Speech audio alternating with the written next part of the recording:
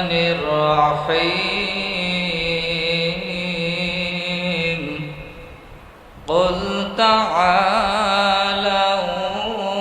أتل ما حرم ربكم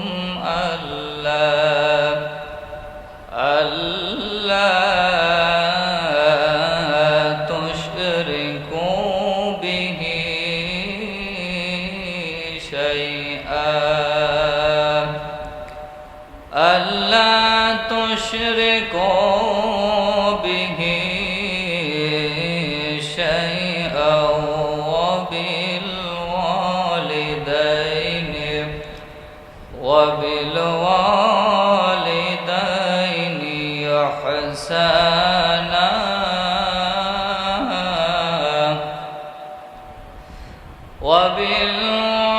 وبالوالدين إحسانا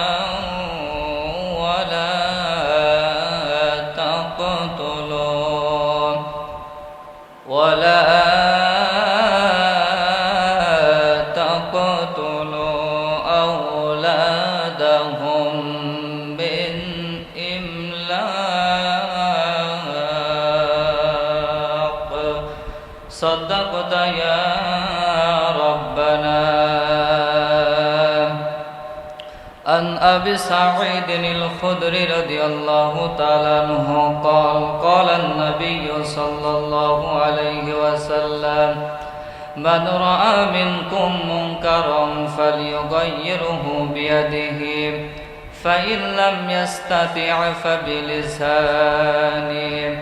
فإن لم يستطع فبقلبه وذلك ضعف الإيمان رواه مسلم. وقال تعالى إن الله وملائكته يصلون على النبي يا أيها الذين آمنوا صلوا عليه وسلموا تسليما اللهم صل على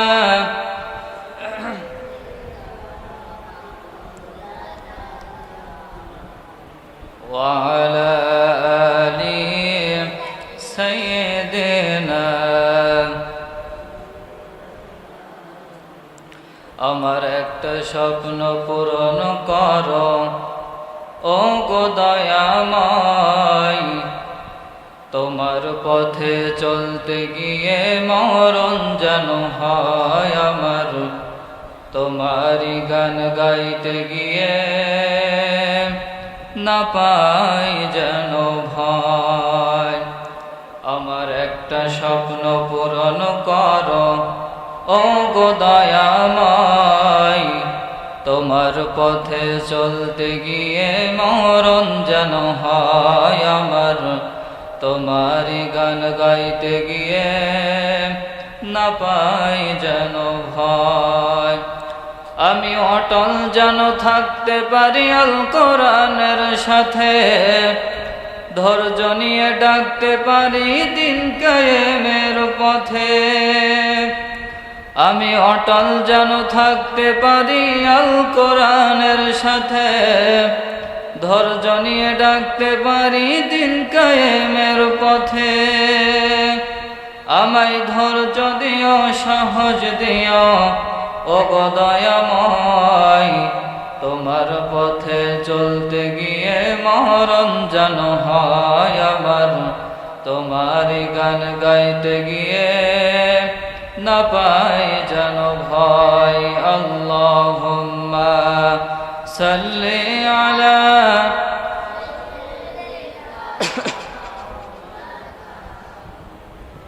وعلى آل سيدنا مولانا محمد بلغ العلا بكماله كشف الدجى بجاه بجماله حسنت جميع خصاله صلوا عليه وآله मुझे कुछ मिले या न मिले मोहम्मद मिले यार ने हो शाय जिससे अल्लाह मिले बलगल उला बिकमालिही कशफत तुजा बिजमालिही हसनत जमीउ खसालिही सल्लु अलैहि वालिही। अल्हम्दुलिल्लाह। জলকার মাধবপুর উত্তরপাড়া তাহফিজুল কোরআন হাফেজিয়া মাদ্রাসা কর্তৃক আয়োজিত আজকের মাহফিলে প্রথম বার্ষিক তাফসিরুল কোরআন মাহফিল। আজকের মাহফিলের প্রধান বক্তা বিশিষ্ট ইসলামী চিন্তাবিদ গবেষক উস্তাজুল মোকাররম হযরত মাওলানা আনিসুর রহমান হাফিজাহুল্লাহ মুহতামিম চাঁদপাড়া কিরাতুল কোরআন হাফিজিয়া মাদ্রাসা আতাআল্লাহু উমরাহু ওয়া বারাকাল্লাহু ফি হায়াতি। জোরে বলেন আমিন। সভাপতিত্ব করবেন হাজী মোহাম্মদ মতিয়ার গাজী, প্রতিষ্ঠাতা মাধবপুর উত্তরপাড়া তাহফিজুল কোরআন হাফিজিয়া মাদ্রাসা। পরিচালনায় হাফেজ কারি মোহাম্মদ আবু দারদা, মুহতামিম মাধবপুর উত্তরপাড়া হাফিজিয়া মাদ্রাসা। আরও উপস্থিত আছেন মাধবপুর মুসলিম এতিমখানা ও হাফিজিয়া মাদ্রাসার মুহতামিম বড় ভাই, এরপরে আমার শ্রদ্ধেয় বড় চাচা মাস্টার নুরুল ইসলাম এখানে উপস্থিত, সহ যারা শ্রদ্ধেয় বাবাজিরা, স্নেহের কচিকাচা, তলবে আলেম হাফেজে কোরআন ছাত্র ভাইয়েরা, পদ্মার আলে অবস্থানরত মা এবং বোনেরা, সকলের প্রতি আমার আন্তরিক সালাম। আসসালামু আলাইকুম ওয়া রাহমাতুল্লাহি ওয়া বারাকাতুহু। দুরূদ প্রেরণ করছি সাইয়্যিদুল আম্বিয়া আশরাফুল আম্বিয়া, সকলে বলেন সাল্লাল্লাহু আলাইহি ওয়াসাল্লাম। সম্মানিত উপস্থিতি, আমরা এখানে পবিত্র কোরআনুল কারীম শোনার জন্য বসেছি, কি বলেন ঠিক কিনা? রাসূল কারীম সাল্লাল্লাহু আলাইহি ওয়াসাল্লাম বলেছেন যে সময়টুকু কোরআনুল কারীমের পেছনে ব্যয় করা হবে আল্লাহ রাব্বুল আলামিন সেই সময়টুকুর হিসাব নেবেন না। বলেন সুবহানাল্লাহ।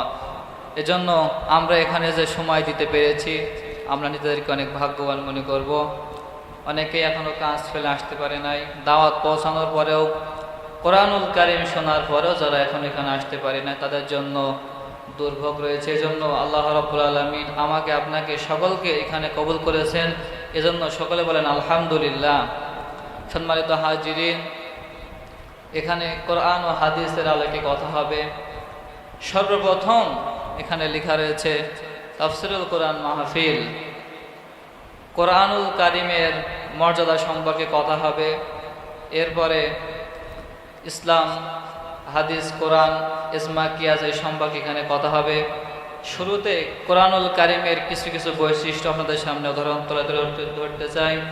যেমনিভাবে আপনি কোরআনুল কারীমের আল্লাহ রাব্বুল আলামিন বলে দিয়েছেন, প্রথমেই শুরুতেই বলে দিয়েছেন জালিকাল কিতাব লা রাইবা ফি হুদাল লিল মুত্তাকিন, এর মধ্যে কোনো সন্দেহের অবকাশ নাই।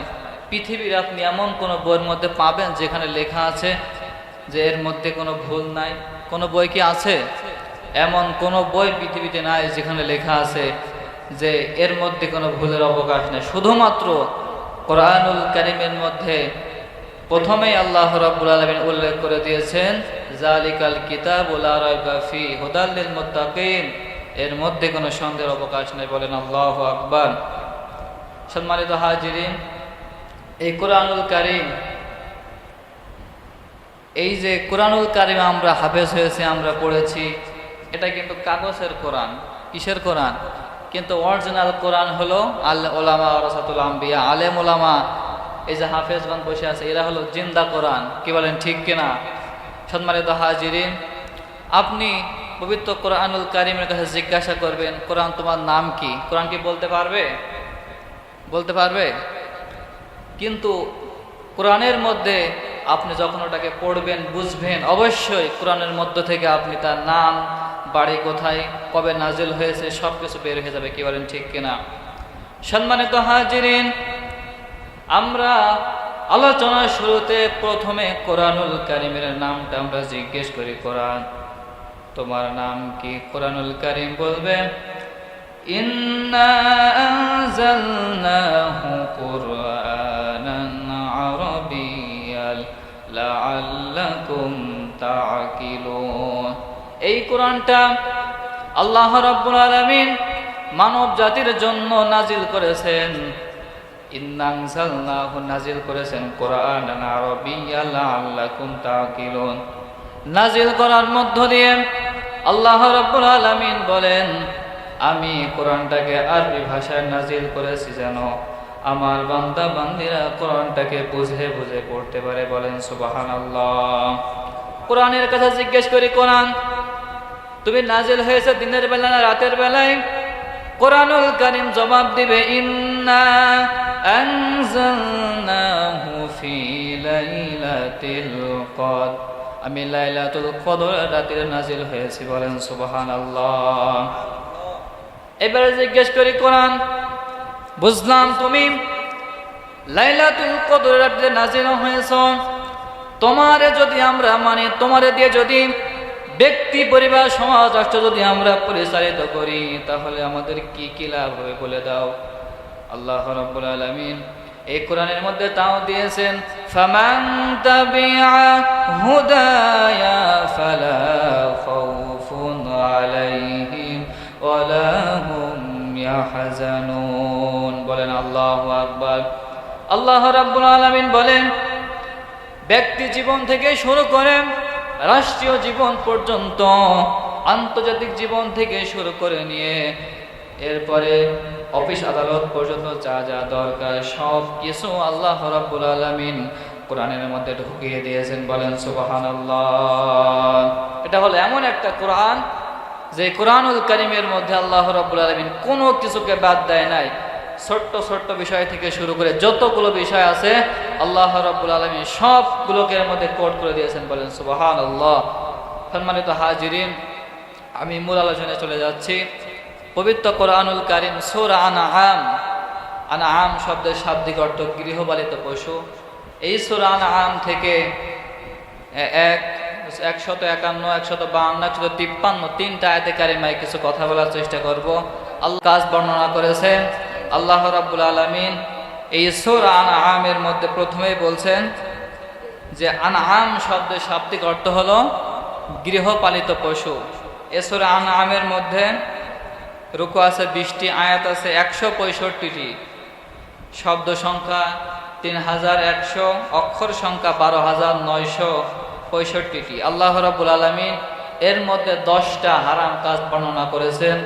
যাদের বাড়ি বাংলা তাফসীর আছে, যারা আলোচনা শুনতে পারছেন, যাদের বাসায় বাংলা তাফসীর আকারে কোরআনুল কারীম আছে, আপনারা বাড়ি থেকে মিলিয়ে নেবেন। আল্লাহ রাব্বুল আলামিন এই সূরা আনআমের মধ্যে প্রথমেই বলছেন যে 10টা হারাম কাজ তোমাদের জন্য আমি আল্লাহ পাক হারাম করে দিলাম। যেমন প্রথমে আল্লাহ পাক বলছেন 1 নম্বরে আল্লাহ রাব্বুল আলামিন 10টি হারাম কাজের 1 নম্বরে আল্লাহ রাব্বুল আলামিন বলেন, আল্লাহ তুশরিকু বিহি শাইআ, তোমরা আল্লাহ রাব্বুল আলামিনের সঙ্গে শিরিক করো না। তাহলে আয়াত থেকে বোঝা গেল আল্লাহ রাব্বুল আলামিনের সঙ্গে শিরিক করা এটা হলো বড় হারাম কাজ। আওয়াজ দিয়ে বলেন ঠিক কিনা? সম্মানিত হাজিরিন, আল্লাহ রাব্বুল আলামিন বলেন লা তুশরিক বিল্লাহ, আল্লাহ রাব্বুল আলামিনের সঙ্গে শিরিক করা যাবে না। বর্তমান বাংলাদেশে অনেকেই এমন আছে শিরিক করতে করতে গাছতলায় গিয়ে সিজদা করেন, এরপরে মাজারে গিয়ে সিজদা করে, গাছতলায় গিয়ে এখানে মানত করে, হাবিজাবি জিনিস করে, গাছতলায় মাজারের কাছে গিয়ে হাত পাতে আমাকে সন্তান দেন।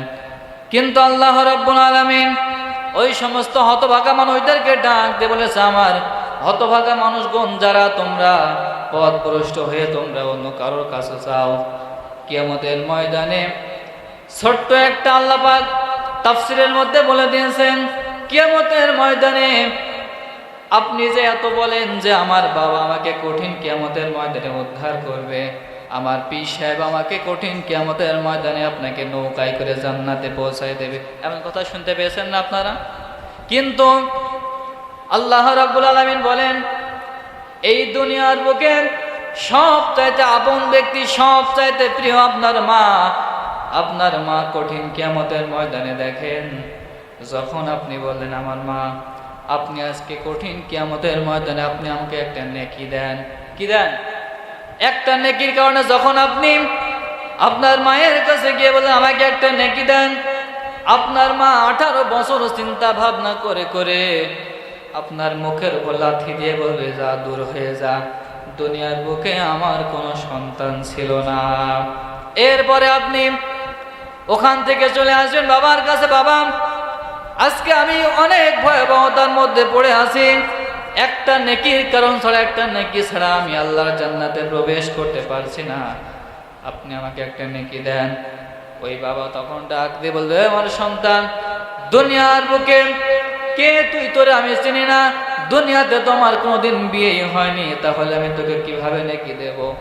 এখান থেকে একটা শিক্ষা নেন, আপনার দুনিয়ার বুকে সবচাইতে কাছের আপনার বাবা মা, কিন্তু আপনি কিয়ামতের ময়দানে সেই বাবা মা আপনাকে একটা নেকি দিতে অস্বীকার করে দিল, আর আপনার বাবা, আপনার পীর আপনাকে কিভাবে জান্নাত পর্যন্ত পৌঁছাইয়া দিবে? আওয়াজ দিয়ে বলেন ঠিক কিনা? এর কি কোনো গ্যারান্টি আছে? পৌঁছাইয়া দেওয়ার মতো কোনো গ্যারান্টি নাই। এজন্য আল্লাহ রাব্বুল আলামিন প্রথমে বলেছেন, আল্লাহ তুশরিকু বিহি শাইআ, তোমরা আমি আল্লাহর সঙ্গে শিরিক করো না। আল্লাহ রাব্বুল আলামিনের সঙ্গে শিরিক করা যাবে? আল্লাহ রাব্বুল আলামিন এক, তার কোনো শরিক নাই, তার সঙ্গে দ্বিতীয় কোনো মানুষের তুলনা করা যাবে না।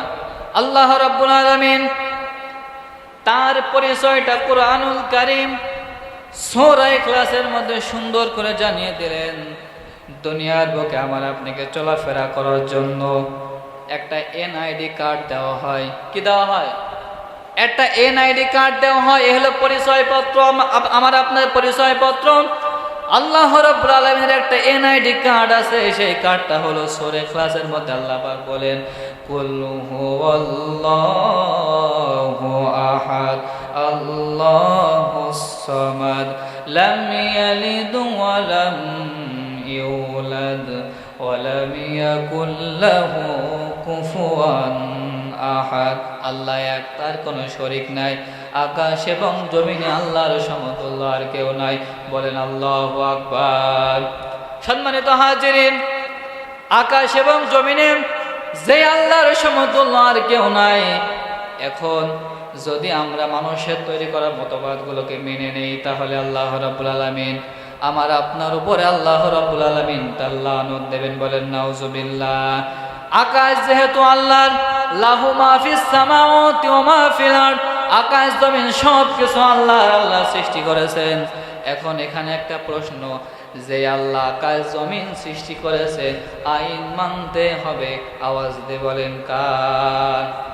আল্লাহ রাব্বুল আলামিন বলেন, আলা লাহুল খালকু ওয়াল আমর, সৃষ্টি যার, আইন মানতে হবে তার।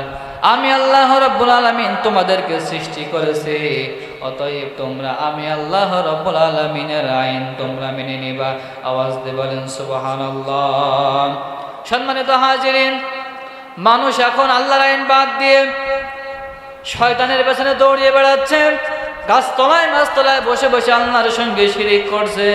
কিন্তু আল্লাহ রাব্বুল আলামিন সুন্দর করে জানিয়ে দিলেন, আমার বান্দা বান্দিরা কি তোমাদের হয়েছে? সাগরে ছোট্ট পুঁটি মাছ থেকে শুরু করে বিশাল হাঙর পর্যন্ত, ডেঙ্গায় ছোট্ট পিপিলিকা থেকে শুরু করে বিশাল হাতি গন্ডার পর্যন্ত সমস্ত আল্লাহর মাখলুকাতগুলো আল্লাহ রাব্বুল আলামিন আইন মানে। আল্লাহ রাব্বুল আলামিন আফসোস করে বলছে, আমার বান্দারা তোমাদের কি হয়েছে? মা গররাকা বিরাব্বিকাল কারীম, কোন জিনিস তোমাকে ধোঁকায় ফেললো? যা আমার আইন তোমাদের পছন্দ হয় না, যা আমার হুকুম তোমাদের পছন্দ হয় না।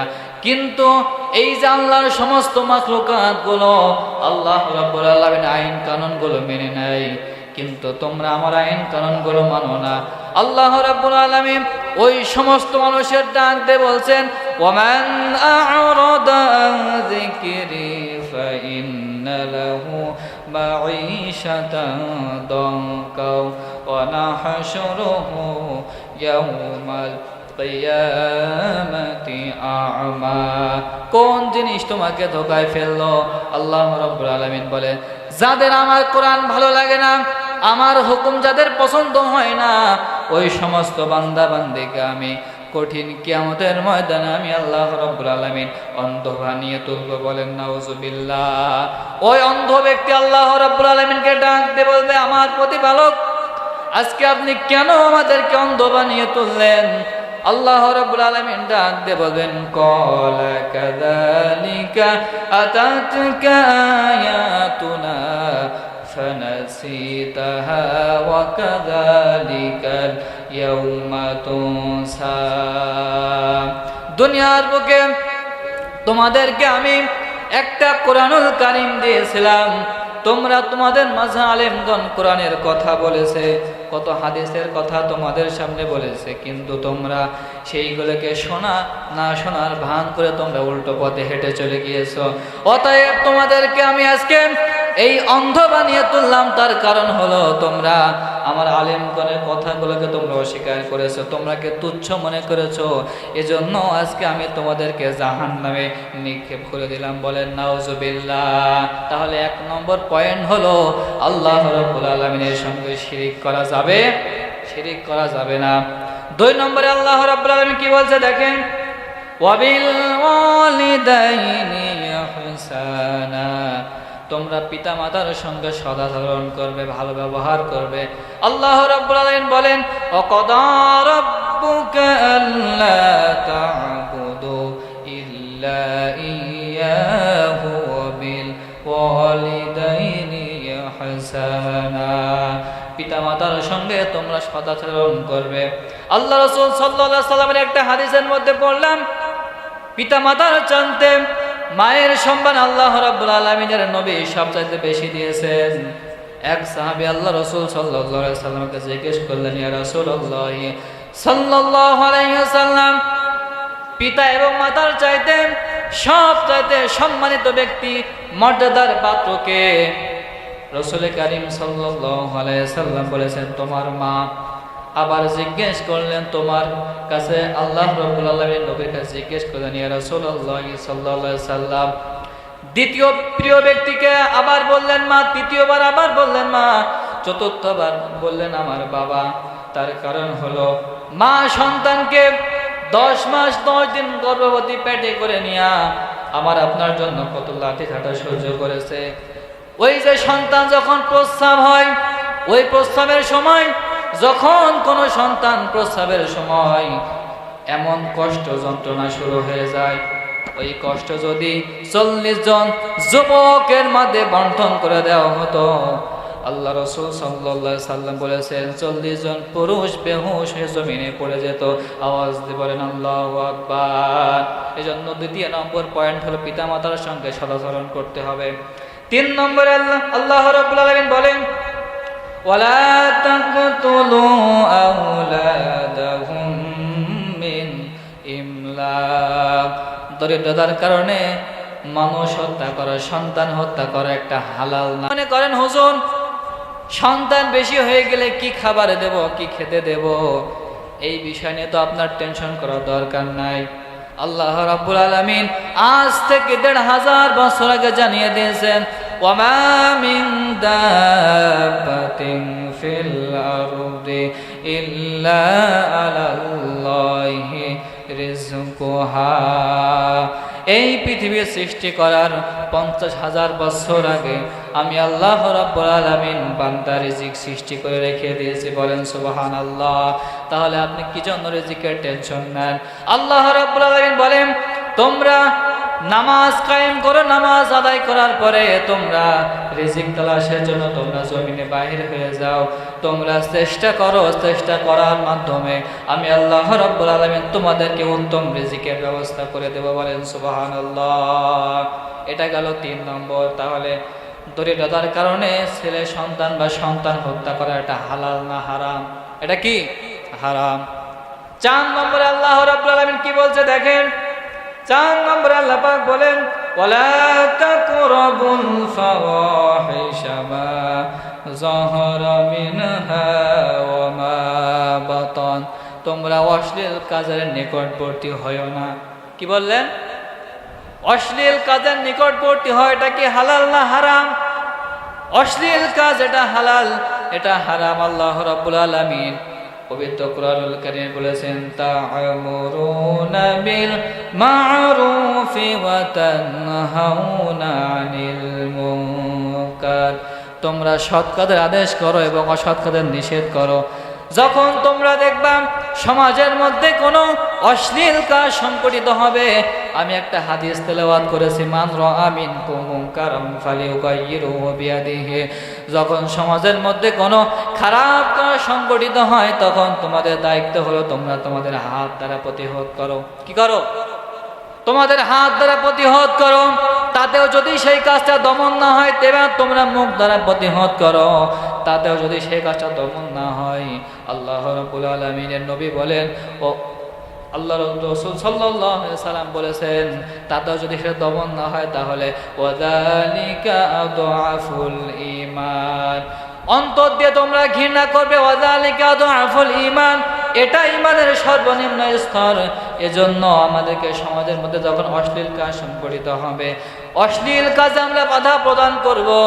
বাধা প্রদান করার কারণে আল্লাহ রাব্বুল আলামিন আমার আপনাকে একটা উত্তম, আল্লাহ পাক আমার আপনাকে উত্তম পুরস্কার দান করবেন, বলেন সুবহানাল্লাহ। এটা গেল 4 নম্বর। তাহলে অশ্লীল কাজের নিকটবর্তী হওয়া যাবে না, এটা কয় নম্বর? 4 নম্বর। 5 নম্বরে আল্লাহ পাক কি বলছেন? ওয়ালা তাকতুলুন নাফসাল্লাতী হারামাল্লাহু ইল্লা বিল হাক্কি যালিকুম ওয়াসাকুম বিহি লাআল্লাকুম তা'কিলুন, অন্যায়ভাবে তোমরা মানুষ হত্যা করবা না। অন্যায়ভাবে মানুষ হত্যা করা কি হালাল না হারাম? হারাম। মানুষ হত্যা করা 4টি জায়গায় জায়েজ আছে। মানুষ হত্যা আপনি করবেন 4টি জায়গায় জায়েজ আছে। 1 নম্বর জায়েজ হলো যখন কোন মুসলমান বিবাহিত স্বামী স্ত্রী যখন পরক্রিয়া বলেন জেনায় লিপ্ত হবে, তার হুকুম কি? বুক পর্যন্ত পুঁতে মৃত্যুদণ্ড দেওয়া, মুখে পাথর মেরে তাকে দুনিয়া থেকে বিদায় করে দেওয়া, এটা একটা জায়েজ। কয় নম্বর? এটা একটা জায়েজ। 2 নম্বরে যেই জায়গায় মানুষ হত্যা করা জায়েজ, 2 নম্বরে আল্লাহ রাসূল সাল্লাল্লাহু আলাইহি সাল্লাম বলেছেন যদি কোনো জায়গায় বিনা কারণে মানুষ হত্যা করে, মানুষের বললে জানের বললে জান হত্যা করা জায়েজ। আপনাকে একজন একটা নাক কেটে দিল, আপনি তার নাক কেটে দিবেন, হত্যার বললে হত্যা ওই জায়গায় জায়েজ আছে। এরপরে 4 নম্বরে 3 নম্বরে জিহাদের ময়দানে কাফের বেঈমানের আপনাকে আঘাত করতেছে, আপনার উপর জুলুম করতেছে, আপনার উপর তারা নিক্ষেপ করতেছে, আপনার উপর তারা এই ছুরি চালাচ্ছে, আপনি তাদের উপরে ছুরি চালাবেন, এরকম ভাবে এই 3টা জায়গায় 4টা জায়গায়। 3 নম্বরে আল্লাহ রাসূল সাল্লাল্লাহু আলাইহি সাল্লাম বলেছেন 3 জায়গায় হলো জিহাদের ময়দানে। আর 4 নম্বরে ইসলাম থেকে যদি কোনো ব্যক্তি সরে যায়, কি করে? ইসলাম থেকে যদি কোনো ব্যক্তি ইসলাম থেকে সরে যায়, কাফের বেদুইন হয়ে যায়, তাহলে ওই জায়গায় মানুষ হত্যা করা জায়েজ। এই কয়টা গেল? 4টা। সম্মানিত হাজিরিন, তাহলে বিনা কারণে মানুষ হত্যা করা যাবে না। বিনা কারণে মানুষ হত্যা করা এটা হালাল না হারাম? সম্মানিত হাজিরিন, এবার আসুন আল্লাহ রাব্বুল আলামিন 6 নম্বরে কি বলেন? আল্লাহ রাব্বুল আলামিন বলেন ওয়ালা তাকরাবুল মালাল ইয়াতীমি ইল্লা বিল্লাতী হিয়া আহসান, তোমরা এতিমের মাল তোমরা ভক্ষণ করো না। এতিমের মাল ভক্ষণ করা এটা হালাল না হারাম? এটা কি? এতিমের মাল ভক্ষণ করা হারাম। দুনিয়ার বুকে আপনি একজনের জিনিস চুরি করে খাবেন, একজনের ফসল আপনি চুরি করে নিয়ে আসবেন, আনার পরে লোকটা হয়তো দেখে নাই, কিন্তু আপনি তার কাছে গিয়ে মাফ করবেন, মাপ চাবেন, সেই ব্যক্তির কাছে আপনি মাপ চাবেন। ওই ব্যক্তির কাছে মাপ চাওয়ার পরে যদি ওই ব্যক্তি আপনাকে মাফ করে দেয় তাহলে মাফ হয়ে যাবে। কিন্তু যখন আপনি এতিমের মাল আপনি ভক্ষণ করবেন, আল্লাহ রাসূল সাল্লাল্লাহু আলাইহি সাল্লাম বলেছেন ফি বুতুনিহিম ইল্লান নার, যারা এতিমের মালকে ভক্ষণ করে তারা আসলে এতিমের মাল টাকা পয়সা ভক্ষণ করে না, ওরা হলো ফি বুতুনিহিম ইল্লান নার, ওরা হলো ডাইরেক্ট জাহান্নামের আগুন পেটের মধ্যে ভর্তি করে। বলেন নাউজুবিল্লাহ। কি করে? জাহান্নামের আগুন পেটের মধ্যে ভর্তি করে। এতিমের মাথায় আপনি হাত বুলিয়ে দেবেন। আল্লাহ রাসূল সাল্লাল্লাহু আলাইহি সাল্লাম বলেছেন আমি নিজে হলো এতিম, তোমরা এতিমকে বেশি ভালোবাসো। এই যে হাফেজে কোরআন, আমরা অনেকেই হাফেজে কোরআন আছে, এতিম আছে, আমরা তাদেরকে সহযোগিতা করার চেষ্টা করব। কিছু না দিয়ে পারলেও তার সঙ্গে একটা ভালো কথাবার্তা বলবো, তাকে একটু উৎসাহ করব। কিন্তু অনেকেই এমন আছে হাফেজে কোরআন দেখলে নাট ছিটকায়, এমন লোক নাই? আল্লাহ রাসূল সাল্লাল্লাহু আলাইহি সাল্লাম বলেছেন যদি কোনো ব্যক্তি হাফেজে কোরআন দেখে নাক ছিটকায়, ওই ব্যক্তির হাফেজে কোরআন যদি কোনো সময় তার চোখ দিয়ে পানি বের হয়ে ওই হাফেজে কোরআনের চোখের পানি নাকের তলায় আসার আগে ওই ব্যক্তি জাহান্নামের সার্টিফিকেট চলে আসে। বলেন নাউজুবিল্লাহ। এজন্য আমাদেরকে এই দিক থেকে সচ্চার থাকতে হবে। তাহলে যে কথা বলছিলাম, এতিমের মাল ভক্ষণ করা এটা হালাল না হারাম? হারাম। সকলে একটু জিকির করেন সুবহানাল্লাহ, আলহামদুলিল্লাহ, লা ইলাহা ইল্লাল্লাহ, সুবহানাল্লাহ, লা ইলাহা ইল্লাল্লাহ, আল্লাহু আল্লাহু কি যে মধুর নাম। যারা পারেন আমার সঙ্গে পড়েন আল্লাহু আল্লাহু কি যে মধুর নাম, ধরার তামাম মনি মুক্তা বান্দা হীরা সোনা দানা হয় না তাহার দাম, কি যে মধুর নাম। ডাকলেও নাম সৌভাগ ভরে নিত্য জোয়ার প্রেম সাগরে। আওয়াজ দিয়ে বলেন ঠিক কিনা? ডাকলেও নাম সৌভাগ ভরে নিত্য জোয়ার প্রেম সাগরে, গাইলেও নাম মনের কাবাই, গাথলেও নাম মনের কাবাই, নাচে রক্ত ঘাম, কি যে মধুর নাম। আল্লাহু আল্লাহু কি যে মধুর নাম। বলেন সুবহানাল্লাহ। সম্মানিত হাজিরিন, এবার আসুন গেল 6 নম্বর। তাহলে 6 নম্বরে এতিমের মাল ভক্ষণ করা এটা হালাল না হারাম? এই গেল 6 নম্বর। 7 নম্বরে আল্লাহ রাব্বুল আলামিন বলেন ওয়াউফুল কাইলা ওয়াল মিজানা বিল কিসত, তোমরা মাপে ওজনে কম দিও না। মাপে ওজনে কম দেওয়া এটা হালাল না হারাম? অনেকে এমন ব্যবসায়ী আছে এমন কায়দায় মিটারে মেপে দেবে 1 কেজি ছাড়িয়ে যায়, কিন্তু বাসায় নিয়ে মেপে দেখবেন হাফ কেজিও পড়ছে না। এমন লোক নাই? ব্যবসায়ীদেরকে আল্লাহ রাসূল সাল্লাল্লাহু আলাইহি ওয়াসাল্লাম সতর্ক করে দিয়েছেন, ব্যবসায়ীদের সঙ্গে আল্লাহর নবীজির একজন পয়গম্বর আল্লাহ রাসূল সাল্লাল্লাহু আলাইহি ওয়াসাল্লাম, ওনার জামানায় হযরত মুসা আলাইহিস সালাতু ওয়াস সালামের জামানায় একজন কসাই কিন্তু মুসা আলাইহিস সালাতু ওয়াস সালামের সঙ্গে জান্নাতে যাবে। কি বলেন ঠিক কিনা? এজন্য আমার আপনাকে হালাল ব্যবসা করতে হবে। ব্যবসার কথা আল্লাহ রাসূল সাল্লাল্লাহু আলাইহি সাল্লাম হাদিসের মধ্যে অনেক জায়গায় বর্ণনা করেছেন। ব্যবসা হলো হালাল।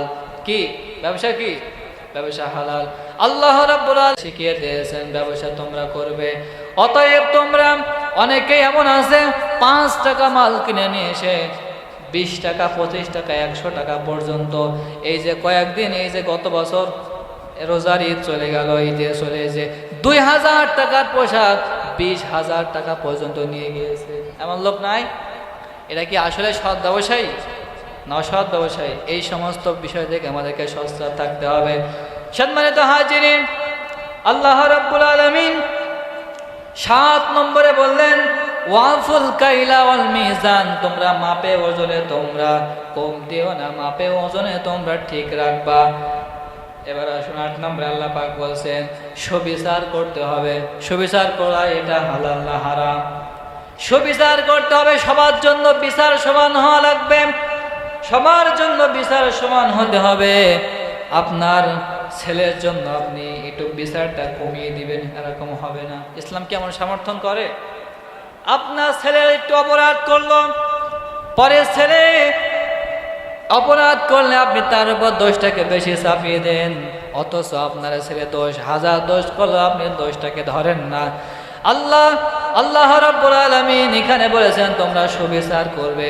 সুবিচার করা এটা হালাল না হারাম? আমি আজকে একটা বইয়ের মধ্যে পড়তেছিলাম, সুবিচার করা যে এটা হালাল, সুবিচার করতে হবে এটা হলো হালাল। আর সুবিচার আপনাকে করাই লাগবে, তার কারণ হলো আল্লাহর নবী যে আল্লাহ রাব্বুল আলামিনের পয়গম্বর হযরতে ওমর রাদিয়াল্লাহু তাআলা আনহু তার সন্তানের সঙ্গে কিন্তু সুবিচার করেছিল। আওয়াজ দিয়ে বলেন ঠিক কিনা? ওমর তো চাইলেও পারতো আমার সন্তান আমি একটু বিচারটা অন্যদিকে ঘুরিয়ে নিয়ে গিয়ে বিচারটা আমি অন্য মুখে চালিয়ে দিই, কি পারতো না? ওই সময় কিন্তু তিনি বাচ্চা ছিলেন, কিন্তু মরার পরেও কিন্তু 30 বেত মেরেছিল। কি বিচার লক্ষ্য করেন। আমি একটা ঘটনা আপনাদের সামনে বোঝানোর জন্য বলতেছি, এটা কোনো তাফসীরের মধ্যে না, এটা একটা পয়গম্বরের কথা। ভারতের বুকে বাদশা নুরউদ্দিন নামে একটা পয়গম্বর ছিলেন। এই বাদশা নুরউদ্দিন ওনার ঘরে ওনার এলাকায় একটা বুড়ি মহিলা তার পুত্রবধূকে নিয়ে বসবাস করত। ওই বুড়িমা তার পুত্রবধূকে নিয়ে বসবাস করতেছে। কিছুদিন লক্ষ্য করা যায় ওই বুড়িমার সন্তান দূরে জিহাদের ময়দানে গিয়েছে, এক জায়গায় অনেক দিন হয়ে গেছে বাড়িতে আসে নাই। ওই বুড়িমা তার পুত্রবধূকে নিয়ে ঘরের মধ্যে একা একা থাকে। একজন দস্যু যুবক প্রায় এসে ওই বুড়িমার পুত্রবধূকে কুপ্রস্তাব দেয়। কি করে? কুপ্রস্তাব দেয়। একদিন সকালবেলা ওই যুবকটা বুড়িমার বাড়িতে ডাক দিয়ে বলতেছে, বুড়িমা আজকে যদি তোর পুত্রবধূ আমার কুপ্রস্তাবে রাজি না হয়, আজকে তোর পুত্রবধূকে আমি এই ছুরি দিয়ে কল্লাটা আলাদা করে ফেলবো। এই কথা শোনার পরে বুড়িমা হাওয়া করে কেঁদে ফেললেন। বাদশা নুরউদ্দিন জাহাঙ্গীরের দরবারে এসে বলতেছে, বাদশা নুরউদ্দিন আজকে আমার সঙ্গে এই বিচারগুলো হবে। বাদশা নুরউদ্দিন এরকম সিংহাসনে বসে আছে, তার নেতা নেত্রীরা সকলে লাইন দিয়ে বসে আছে। বুড়িমা গেট থেকে এসে ডাকতে বলতেছে, বাদশা নুরউদ্দিন, এ বাদশা নুরউদ্দিন তোর কাছে আমার একটা বিচার আছে। বাদশা নুরউদ্দিন ডাকতে বলে, বুড়িমা কি এমন বিচার তুমি আমার কাছে নিয়ে এসেছ? বুড়িমা ডাকতে বলে, বাদশা কিছুদিন ধরে আমার পুত্রবধূর ঘরে একজন যুবক এসে প্রচন্ড ডিস্টার্ব করতেছে, কুপ্রস্তাব দিতেছে। যখন আমার পুত্রবধূ রাজি না হচ্ছে, আজকে সকালবেলা আমার বাড়িতে এসে আমাকে ডাক দিয়ে হুমকি দিয়ে গিয়েছে, বলে গিয়েছে যদি আমি আমার পুত্রবধূ যদি ওই যুবকের কুপ্রস্তাবে রাজি না হয়, তাহলে আজকে আমার পুত্রবধূর কল্লাটা আলাদা করে ফেলবে। রে বাদশা নুরউদ্দিন তুই একটা সুবিচার আমাকে করে দে। বাদশা নুরউদ্দিন মাথাটা নিচু করে বসে থাকলেন, কোনো কথা উনি বললেন না। বুড়িমা হাওয়া করে কেঁদে বলতেছে, বাদশা নুরউদ্দিন আজকে একটা বুড়ি বলে তুই আমার কোনো প্রশ্নের জবাব তুই দিলি না, মাথা নিচ করে তুই বসে আছিস, তুই কোনো প্রশ্নের জবাব তুই দিচ্ছি না। ও বাদশা নুরউদ্দিন, অথচ তুই যখন জন্মগ্রহণ করেছিস তোর জন্ম আমি নিজ চোখে দেখে গিয়েছি রাজ দরবারের মধ্যে। আজকে তুই বাদশাহী পাওয়ার পরে তোর এই বুড়ির কথা তুই ভুলে গেলি রে বাদশা। অতএব আমি আল্লাহর কাছে বিচার দিয়ে চলে যাচ্ছি রে। এ নুরউদ্দিন বুড়িমা হাওয়া করে কাঁদতে কাঁদতে বাড়িতে চলে গেলেন। যাওয়ার পরে দেখেন আমার বন্ধুগণ কিভাবে সুবিচার করা লাগে ওই জামানার বাচ্চারা বুঝিয়ে গিয়েছেন। আর আজকে আমাদের জামানায় খাড়ি ভুড়ি মোটা করতে পারলে বেঁচে যায়, সুবিচারের কোনো খোঁজ নাই। আওয়াজ দিয়ে বলেন ঠিক কিনা? বাদশা নুরউদ্দিন কোনো কথা বললেন না, বুড়িমা বাড়িতে চলে গেলেন। বাড়িতে চলে যাওয়ার পরে রাত হয়ে গেল, আস্তে আস্তে রাত গভীর হয়ে আসতেছে। বুড়িমা মাগরিবের নামাজ আদায় করলেন, পুত্রবধূকে নিয়ে একই জায়গায় নামাজ আদায় করলেন। এশার নামাজ পড়লেন পুত্রবধূ আর বুড়িমা। নামাজ পড়ার পরে এশার পরে ওই দস্যু যুবকটা ওই পুত্রবধূর ঘরের মধ্যে এসে গিয়া ওই পুত্রবধূর ঘরের মধ্যে এসে পুত্রবধূকে যখন প্রস্তাব দেয়, ওই পুত্রবধূ রাজি না হয়। রাজি না, যখন রাজি হচ্ছে না, তখন ওই পুত্রবধূর সঙ্গে যখন এক প্রকারে মারামারি শুরু হয়ে গেল ওই দস্যু যুবকের। এমন সময় বুড়িমা ঘর থেকে বাহির হওয়ার পরে বাহিরে এসে চিৎকার চেঁচামেচি করতেছে, কে কোথায় আছো? আজকে আমার পুত্রবধূর ইজ্জতটা আজকে হরণ হয়ে যাচ্ছে, তোমরা কি হাউমা করে দেখতেছ? সম্মানিত হাজিরিন, পুত্রবধূ ঘরের মধ্যে আল্লাহকে ডাকতে বলতেছে, আল্লাহ আজকে হয়তো আমার ইজ্জতটা হরণ হয়ে যাবে, আল্লাহ তুমি আমাকে রক্ষা করো। বুড়িমা দেখতে পেলেন দূর থেকে একটা ঘোড়ার পিঠে করে কে একজন যুবক এইদিকে পুরুষের সিংহ পুরুষের মতো এদিকে আসতেছে। দূর থেকে ইশারা করছে, বুড়িমা ঘরের লাইট গুলো তুই বন্ধ করে দে।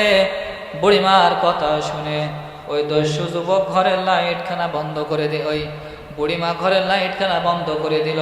লাইট বন্ধ করে দেওয়ার পরে ওই যুবক ঘোড়ার পিঠ থেকে নামার পরে ঘরের মধ্যে প্রবেশ করলো।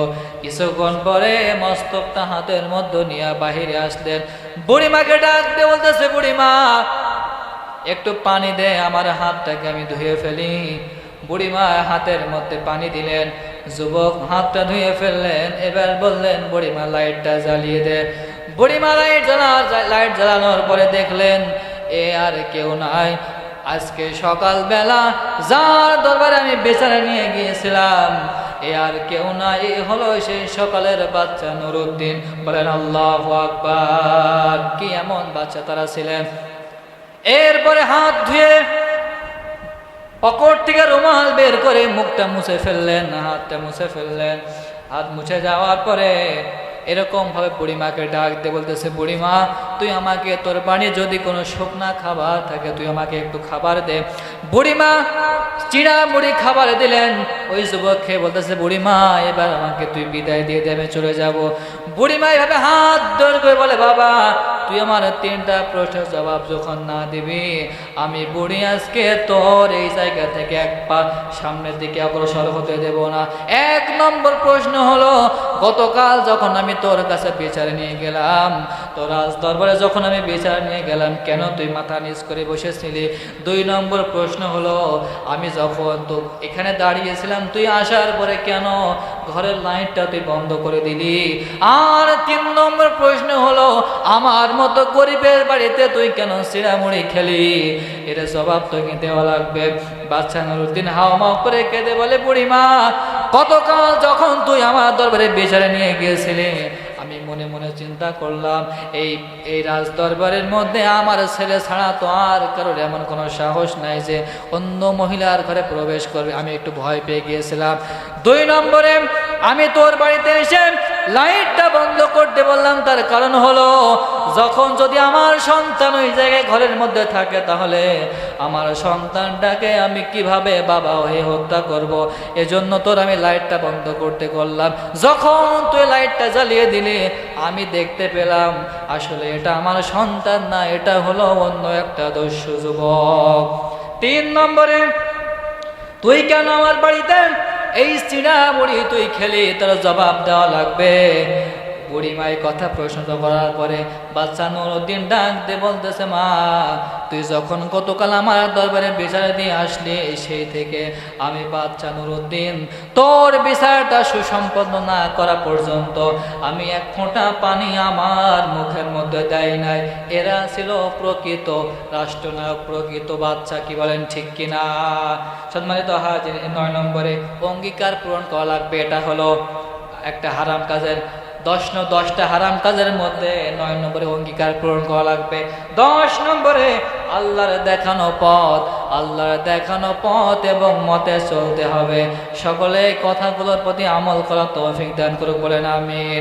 ভালো থেকো বন্ধু, যদি বেঁচে থাকি দেখা হবে আবার।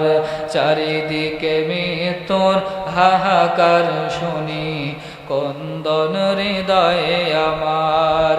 মনটাকে ধুয়ে মুছে সাফ করে না, মনটাকে ধুয়ে মুছে সাফ করে না, বেলা বুঝি হয়েছে যাবার, দেখা হবে আবার। ভালো থাকেন সবাই, যদি বেঁচে থাকি দেখা হবে আবার। চারিদিকে মৃত্যুর হাহাকার শুনি, কন্দন হৃদয়ে আমার। মনটাকে ধুয়ে মুছে সাফ করে নাও, মনটাকে ধুয়ে মুছে সাফ করে নাও, বেলা বুঝে হয়েছে যাবার, দেখা হবে আবার। তোমাদের কথাগুলো মনে হলে চোখ বেয়ে অশ্রু নেমে আসে, দুঃখেরই সাগর হতে বহে নীরবে, স্মৃতির পাতা যেন আপনি ভাসে। আওয়াজ দে বলেন ঠিক কিনা।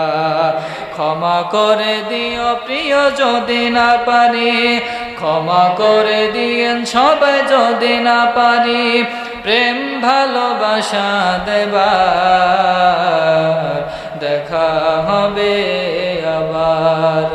ভালো থাকেন সবাই, যদি বেঁচে থাকি দেখা হবে আবার। আসসালামু আলাইকুম।